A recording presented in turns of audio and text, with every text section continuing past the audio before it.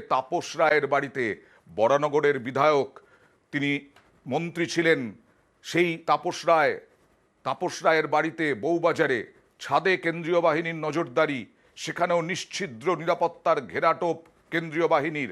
এখনো পর্যন্ত তাপস রায়ের বাড়িতে প্রায় 8 ঘন্টার ওপরে হয়ে গেছে, এখনো তল্লাশি চলছে, জিজ্ঞাসাবাদ চলছে। কথা বলবো প্রতিনিধি সৌরভের সঙ্গে। সৌরভ, কি জানা যাচ্ছে, কি উঠে এলো, স্ক্যানার কেন নিয়ে যাওয়া হলো, কি মনে করা হচ্ছে? একেবারেই দেখো, প্রায় কয়েক ঘন্টা অতিক্রান্ত হয়ে গেছে তাপসের বাড়িতে, কিন্তু এখনো ইডির আধিকারিকদের তরফ থেকে তল্লাশি অভিযান চালানো হচ্ছে। কিছুক্ষণ কয়েক ঘন্টা আগেই প্রিন্টার এবং স্ক্যানার মেশিন নিয়ে যাওয়া হয়েছে। সেইখানে তাপস রায়ের বাড়িতে যে যে ডকুমেন্ট ছিল ইডি নিজেদের সঙ্গে করে তাদের দপ্তরে নিয়ে যাবেন, তার মেমো তৈরি করার জন্য প্রিন্টার এবং যে সমস্ত ডিটেলস অর্থাৎ ব্যাংকের ডিটেলস, তার যে তথ্য সেগুলি কপি করার জন্য স্ক্যানার মেশিন নিয়ে যাওয়া হয়েছে ইডির আধিকারিকদের তরফ থেকে। পাশাপাশি তার যে পার্সোনাল ব্যাংক অ্যাকাউন্ট রয়েছে, সেই পার্সোনাল ব্যাংক অ্যাকাউন্টেরও যে সমস্ত ডিটেলস সেগুলোও কিন্তু নিয়ে যাওয়া হবে ইডির আধিকারিকদের তরফ থেকে। তারা খতিয়ে দেখবেন যে বরানগর পৌরসভার কোনো চেয়ার হোল্ডার বা কোনো কর্মীর সঙ্গে কোনো ট্রানজাকশন হিস্ট্রি রয়েছে কিনা তার অ্যাকাউন্টে, সেটাও কিন্তু দেখা হবে ইডির আধিকারিকদের তরফ থেকে। সার্বিকভাবে এই মুহূর্তে ইডির তরফ থেকে জিজ্ঞাসাবাদের প্রক্রিয়া একদিকে যেমনটা চলছে, পাশাপাশি ডকুমেন্ট ভেরিফিকেশনের প্রক্রিয়াও কিন্তু চালাচ্ছেন ইডির গোয়েন্দারা।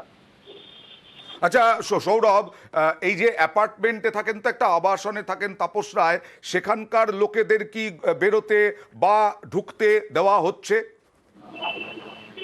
দেখো, যে অ্যাপার্টমেন্টে তাপস রায় থাকেন সেই অ্যাপার্টমেন্টেরই যারা আবাসিক তাদেরকে সম্পূর্ণ তাদের জিজ্ঞাসাবাদ করে ঢোকানো হচ্ছে সিআরপিএফ এর তরফ থেকে। অর্থাৎ সন্দেশকারীর মতন ঘটনা যাতে পুনরাবৃত্তি না হয়, কেউ বহিরাগত ভুল পরিচয় দিয়ে ঢোকার যেন চেষ্টা না করে, সেই কথা মাথায় রেখে তাদের সমস্ত বিবরণ, তাদের ডিটেলস জানা হচ্ছে।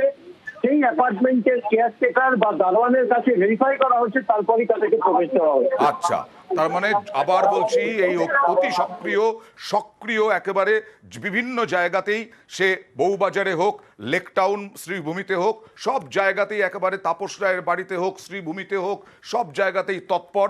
সুবোধ চক্রবর্তীর বাড়িতেও কিন্তু, যেহেতু সুজিত বসু একদম বলা যায় যে হেভি ওয়েট তৃণমূল নেতা এবং মন্ত্রী, তার বাড়িতে এই নিরাপত্তাও সেই রকমই লেকটাউনে।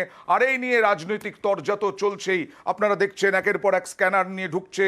তাপস রায়ের বাড়িতে আনা হলো স্ক্যানার, অন্যদিকে সুজিত বসুর বাড়িতেও স্ক্যানার, তার সঙ্গে নিরাপত্তা তো জোরদার একেবারে লেকটাউনে। এই নিয়ে এই যে তৎপরতা কেন্দ্রীয় বাহিনীর, শান্তনু সেন তোপ দাগলেন বিজেপিকে। তদন্তকারী সংস্থার সাথে কেন্দ্রীয় বাহিনী গিয়ে তার আশেপাশের সমস্ত এরিয়াকে যেভাবে ডমিনেট করছে, কেউ বাজার যাচ্ছে, কেউ পাড়ায় দাঁড়িয়ে গল্প করছে, কেউ রকে বসে শীতের আমেজে রোদ পোয়াচ্ছে, তাদেরকে তাড়া করে সেখান থেকে তাড়িয়ে দিচ্ছে। এই জন্য মনে হচ্ছে যুদ্ধ লেগে গেছে। কেন্দ্রীয় বাহিনীর এই ধরনের তৎপরতা মণিপুরে দেখলে মণিপুরের এত মানুষ খুন হতো না, এত মায়েরা ধর্ষিতা হতেন না।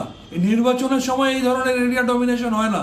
আজকে তদন্তের নামে যেভাবে সাধারণ মানুষকে ভীত সন্ত্রস্ত করছে, এটা অত্যন্ত অন্যায় এবং গর্হিত কাজ।